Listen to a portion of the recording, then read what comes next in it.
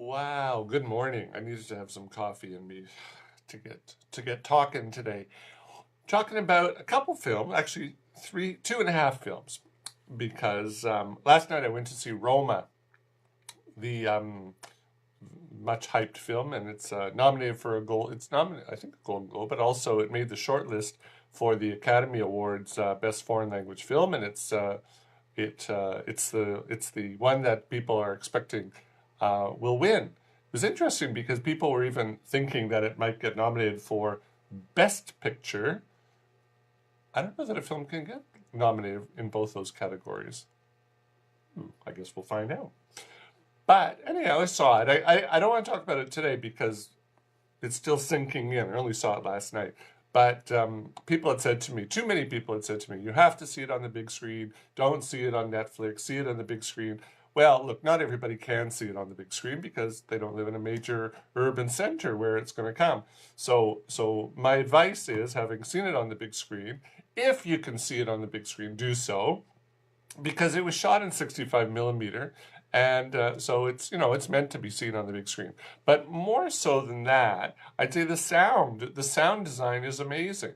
And so if you are going to see it on Netflix, make sure you got good speakers all around you, because it's really well done in that respect, that when characters are off screen, so somebody is on screen and they're talking to somebody who's off screen, the character who's off screen, their voice is coming from behind you. And so, if you're watching this on Netflix and you don't have speakers, all around your room, it's coming from here, you might actually not hear it, or I don't know how it's going to come out. But even still, there's a lot of stuff there that happens in the movie. There's a couple times in cinemas, and cinemas are actually an important part of this film. So there's a few times that people are in cinemas and you're hearing voices, and it's the people in the cinema watching the movie that you're watching the movie that's watching the movie of the people who's watching the movie. But it's very interesting because the first time that happened, they're watching this movie and I'm hearing voices and I look like this thing. I'm going to tell the people next to me, shut up. And I realized, no, these are the people in the cinema, in the movie that I'm watching, who are talking. So I don't know if you're, again, if you're going to watch this on Netflix, on like two little speakers set up in front of you, I don't know that you're going to hear it, or if you're even going to, or how it's going to come out. So that's why I say, if you can watch it on a big screen, definitely watch it like in a cinema. If you can't, make sure you got good speakers all around you. So I'll probably talk about it next week because I really need to let it sink in what I saw. It is very good, by the way. It is very good. Whether it's the best film of 2018, as many people are saying, I'm not so sure, but it is a good film. All right.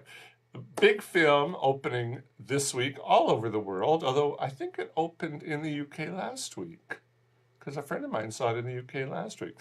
But it opens today in Hong Kong, and I think in most places around the world opens today or tomorrow, is Aquaman. Finally, we get to see Aquaman in all his glory. We have seen the character, Jason Momoa plays Aquaman. We have seen the character twice before. He was in Justice League and God knows what else. And but now this is the whole movie, the origin story that we're finally get to see. So, it's been a whole year of hype and three trailers and tons of interviews and behind the scenes sneak peeks, and now it's finally here. So the big question is, was it worth the wait? Well, if you're a superhero fanboy or fangirl, you're going to say yes, yes, finally. But for the rest of us, I'm not a superhero fanboy. Somebody the other day, the trainer in my gym, not my trainer, but the trainer in the gym, asked me what I thought, and I went, you know, it's not bad, but it's just not great. I came in with very, very low expectations, and I wasn't disappointed. It, you know, it's cheesy, it's clunky, it's not great. But look, it's DC. It's DC Extended Universe. The very people that brought you Batman versus Superman. We go in with low expectations when it comes to DC, and if you do, you're not going to be disappointed. So in my books, if to say a film is not bad out of DC, that's pretty high praise. You know, so I don't know. I wasn't overly impressed, but I didn't expect to be impressed. So here's the story. So unless you've been living underwater for the past year, here's what Aquaman is about. So it begins with the time of his mother, Queen Atlanta, of Atlantis, played by Nicole Kidman, who, by the way, looks about 25 years old here, thanks to the wonders of plastic surgery and Botox and probably CGI de-aging technology. She washes up on the shores of Maine, and she meets lighthouse keeper Tom Curry, played by New Zealand actor Temuera Morrison. I'm sure he's in a lot of things. I don't know that I've ever seen him before, but he was good here. And the reason why she washes up on shore is she was fleeing Atlantis from an arranged marriage. And Atlanta and Tom fall in love, and their union results in little Arthur Curry, who later becomes Aquaman. Now, Atlanta finds that she has to return. This is after a few years, she finds she has to return to Atlantis, and so she leaves young Arthur under the tutelage of her most trusted advisor, Vulko, Nuidus Vulko, played by Willem Dafoe, who's basically sleepwalking through the part. And he becomes young Arthur's Yoda, teaching him how to wield a trident and harness the ability to speak to the fishies. So there's your first sort of very Star Warsy connection, you know. And flash forward, and now Arthur is grown up, and he's played by Jason Momoa.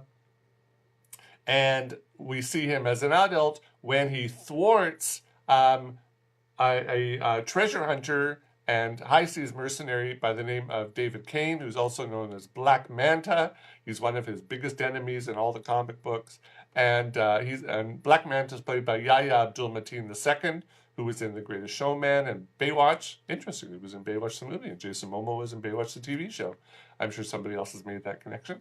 So he makes an enemy out of Black Manta after he thwarts his plans to hijack a nuclear submarine, and in the process, his Black Manta, David Kane, his father, gets killed. Now, while this is happening, thousands of feet down, Arthur's younger half-brother Orm, played by Patrick Wilson, who was in The Nun and the Conjuring series. He's going to be in the next Nun as well, and he was in TV's Fargo. He has his own nefarious plans afoot. Under the pretext of declaring war against the surface for all of the marine life that you and I have created, let's be honest, he endeavors to unite the various kingdoms and the kingdoms that live underwater to his cause. And Orm's fiancée, Mira, played by Amber Heard, the ex-Mrs. Johnny Depp, she sees through his plans, and she travels to the surface to convince Arthur that he needs to go down to Atlantis to claim the throne before Orm can be named Ocean Master, because once you're the Ocean Master, you have ultimate control. And I'm not sure why, but you do. And along the way, though, like, he does go down, but realizes he needs something first. He has to find the legendary trident of Atlan, and that will cement. So there we go, Lord of the Rings, right? He has to find the legendary trident of Atlan, which will cement Arthur's rightful claim over his half-brother. So that's all I'll tell you about the story. Now, so as I said, this has got elements of Star Wars, Lord of the Rings, Game of Thrones, because the seahorses look a lot like dragons. You know, there's some of the fight scenes are very Game of Thrones-ish. I'd say the legend of King Arthur, because he's got to get the trident, so it's sort of like Excalibur. Indiana Jones, because they go on a search for the trident. 20,000 Leagues Under the Sea. So it's got all these other stories mixed in. It's got a lot of story. This is almost 2.5 hours long, very typical DC film, almost 2.5 hours long. A lot of story. But surprising to me, director James Wan, who did Saw and The Conjuring franchise and Furious 7, he's able to control it. I mean, when you get a story like this, you just think, oh, you know, like sort of Fantastic Beasts, with the Grindelwald one we just had, where it just had way too much story. So this one also's got a lot of story, but somehow it just keeps bobbing along, keeps moving forward. So I have to say, good for him. It did drag. There were times where I thought, okay, let's get it going here. We're already up to 2 hours. Let's get it going. And we haven't seen the big fight scene, but generally, not bad, not bad. And ultimately, the end of the film, the climax is going to be the ultimate showdown between the two half brothers. No big surprise there. So perhaps taking a clue from their competition over at Marvel, Aquaman is not dark and gloomy. Well, a little, but not like the Batman and the Superman ones, and many of the other DC EU extended universe films that we've been subjected to over the years. It's not as dark as gloomy as that, but there are some light moments in this film, and if you've seen the trailers, you've seen all the light moments in the film. I was really surprised. We've seen so many trailers and clips and behind the scenes. There's not a lot left that you haven't seen of this film that's really worth, that's earth-shattering. There, pretty much all the big stuff, you've seen it already. So that was rather disappointing for me. And most of the film's lighter moments, they pretty much involve Momoa with his big eyebrows, making some quip in his like goofy macho style, and usually looking over his shoulder, and as he delivers a line. Most of those, that's really what happens. He just delivers this line, permission to come aboard. If you've seen that one, permission to come aboard, he's looking over his shoulder. The other one, like Redhead's Gotta Love Him, he's looking over that shoulder. You've seen that one too. These are the fun moments of the film. We've seen them already. So not a lot of surprise, unfortunately. So I'd say, in that respect, okay, so they lightened it up. That was good, but it's not anywhere near as good as Thor Ragnarok, let's say. And Jason Momoa, I'm sure he's a very nice guy. He's no Chris Hemsworth. He doesn't have the screen charisma that Chris Hemsworth has. So, all right, you know what? You're given lemons. You got to make lemonade. Well, maybe that's too harsh a comment, but okay. That's what I say. It could have been a whole lot worse, and it wasn't. It was okay. It's escapist popcorn entertainment. It's barely that. The dialogue, it's cheesy, it's clunky, and I'd say the story misses out on some good opportunities. And I think the biggest one is the issue of marine pollution. There is a little scene there with all the marine pollution and what we've done to this planet, what we've done to the seas, and then move on. So I think that was a little bit disappointing. If you want to put an ecological, environmental message to your film, go with it. But I thought that was a little bit too short. I got to have some coffee. So, not surprisingly, this film is heavily CGI. I mean, they must have done 90% of the film on a green screen with in harnesses, because they're all sort of floating in water. They're walking in water. The hair is billowing.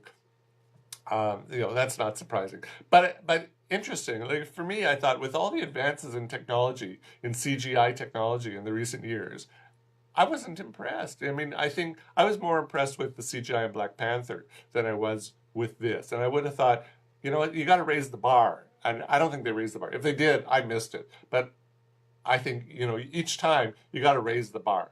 Maybe, look, because all this was supposedly done underwater, clearly not done underwater, but maybe because it was supposed to look like it was done underwater, maybe that was how they raised the bar, but, floating hair, and, there's scenes where they're walking, and you can visualize the harness that they're in as they're walking, So I wasn't impressed with that.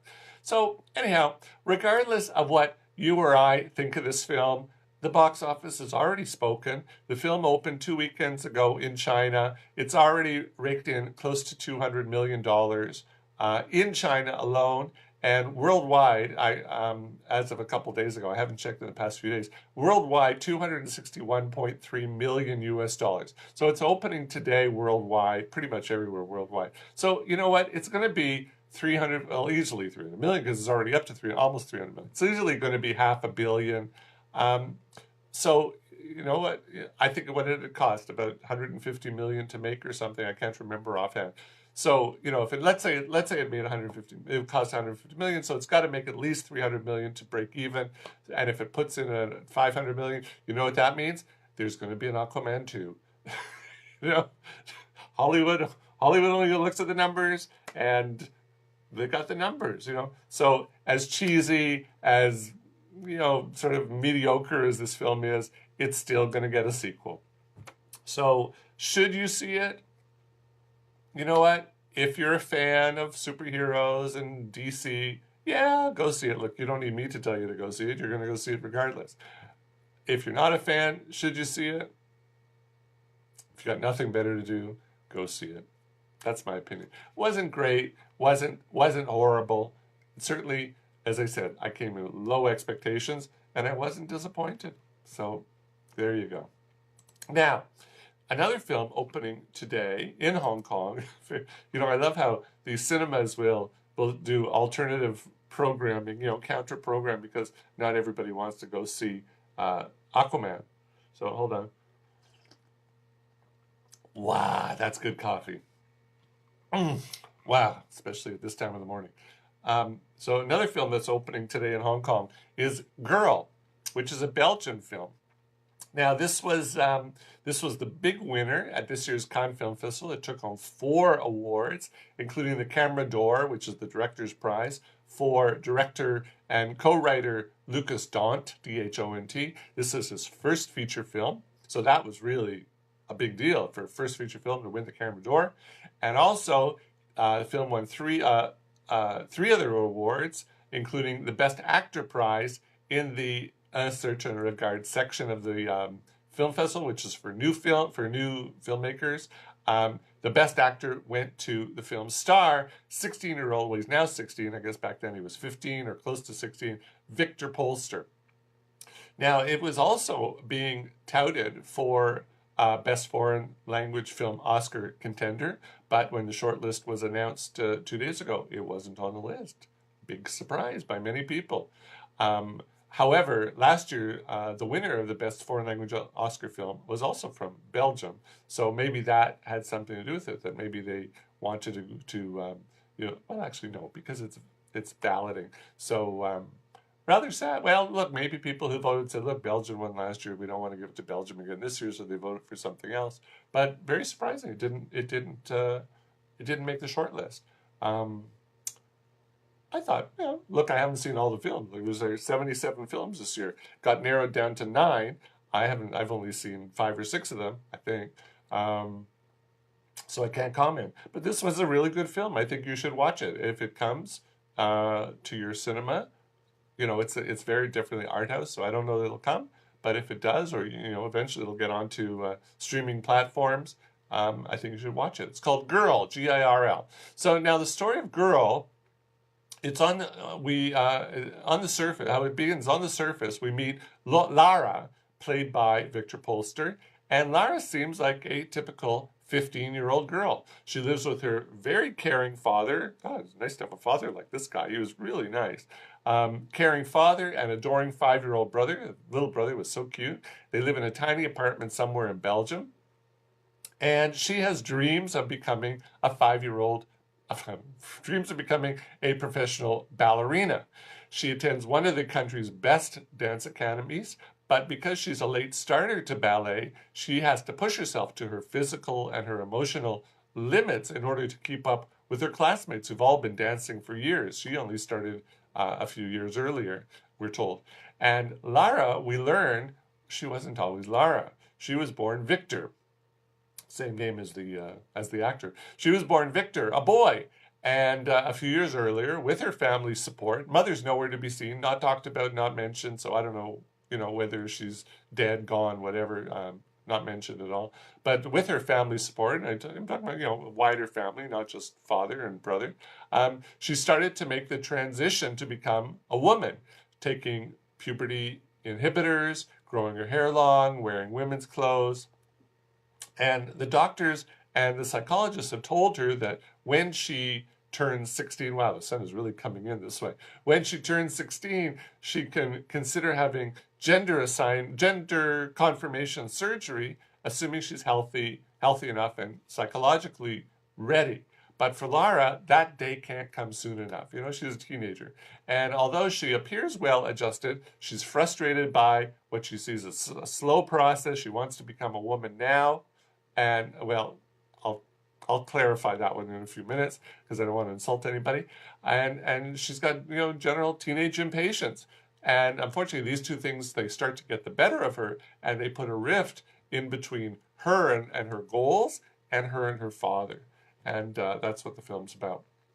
Now, I'd say, today's teenagers, wow, life is so much harder for them than it is for when I was a teenager. I mean, they've got online bullying, which we never had back then. There's the whole issues of self-acceptance. I don't know, I don't think we had these issues, but certainly now these are big issues, probably because of social media and depending on where you live, gun violence. Parents are sending their kids to school in certain countries, but in particular, and they don't know if they're going to see the kid later that day because of all the violence in school, the gun violence in schools. We never had these issues when I was a kid. So for those of us who don't have transgender children or transgender friends, I can only imagine, we can only imagine or barely imagine how much more complicated their life, these transgender kids, their life can be, or their life really is. But Lara, she seems to be fortunate. She has an understanding family, a very understanding family.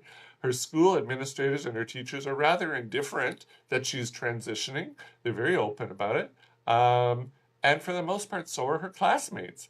There's one scene where, people have said it's bullying. I don't know. I looked at it more of, it was curiosity, and it was teenage curiosity. So it was curiosity, but it was done not in a nice way.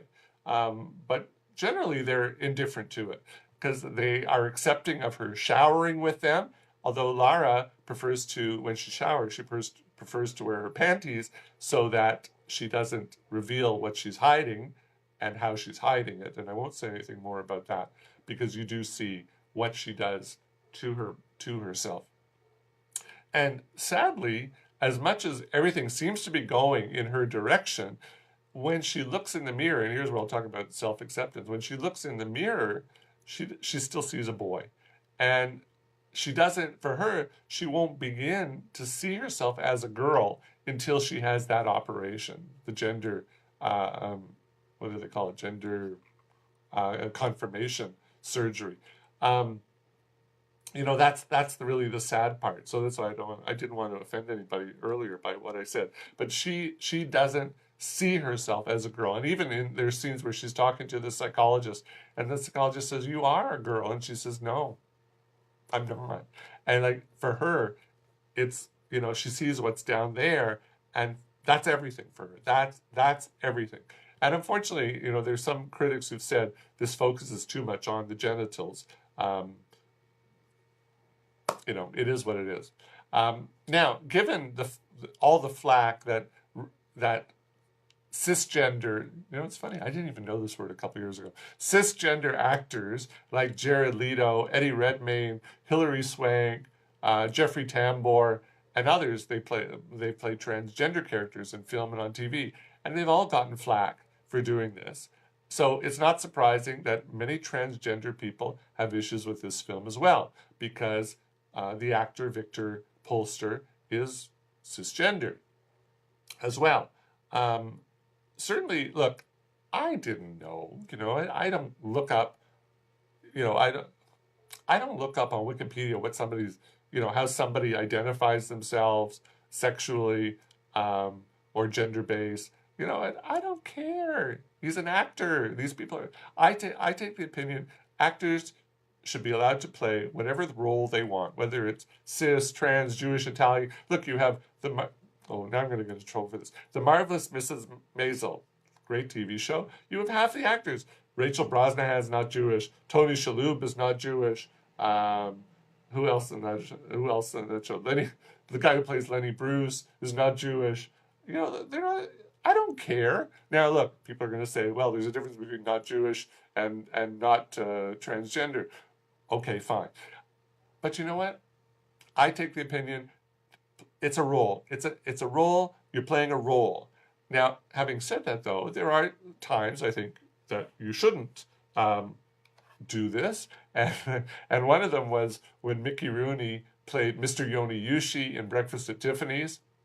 He played this Japanese guy. That was bad. That was really bad. But you know what? That was a bit different time. That was, what, 1963 or something? I can't remember.